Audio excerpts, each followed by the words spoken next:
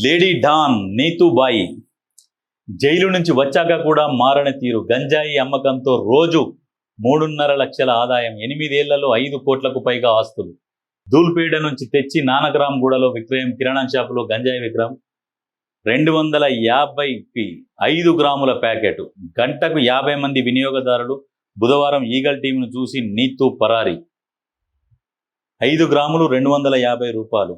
వీళ్ళకి ఎక్కడి నుంచి వస్తున్నది, ఏంది, ఎక్కడ ఇచ్చి వస్తున్నది, వీళ్ళ మీద నిఘా పెట్టి వీళ్ళకు అసలు ఏదైతే ఫలానోళ్ళు ఈ దంద చేస్తుర్రు అని తెలిసినప్పుడు పోలీసులు వాళ్ళని ట్రాక్ చేసి వీళ్ళు ఎవరితోనే మాట్లాడుతున్నారు, వీళ్ళకి ఎక్కడి నుంచి వస్తున్నది, వీళ్ళతో రెగ్యులర్గా టచ్లో ఉన్నది ఎవరు, ఎక్కడ పంట పండిస్తున్నారు ఈ గాంజాయి, ఎక్కడి నుంచి వీళ్ళకి ఏ రోడ్డు రవాణా ద్వారా వస్తుందా లేకుంటే విమానాల ద్వారా వస్తుందా, ఎట్లా వస్తుంది, ఇవి చెక్ చేసి అక్కడ కత్తిరిస్తే ఇక్కడ సెట్ అవుతుంది.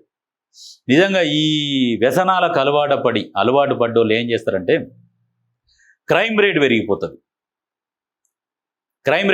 తాగినప్పుడు విచక్షణ కోల్పోయి దాడులు చేయడము, వ్యాపారస్తుల మీద ఆడిపోయి నాకు ఇది కావాలంటే ఇది పుణ్యానికి అడిగి వాడి ఇవ్వకపోయేసరికి వాని మీద దాడి చేయడం, ఇటువంటి రకరకాలు జరుగుతుంటాయి.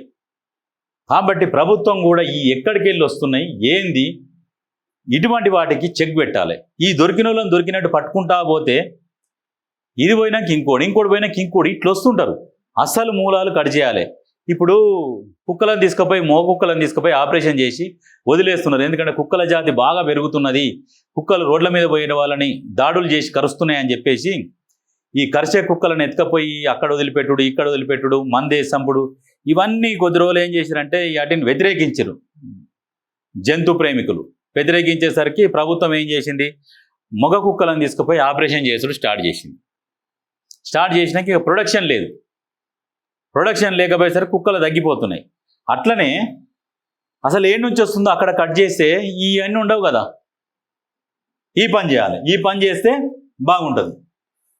ఏమో ఎంత ధైర్యం చూడు ఆడవాళ్ళకు. ఇవాళ రేపు ఏంటంటే ఇక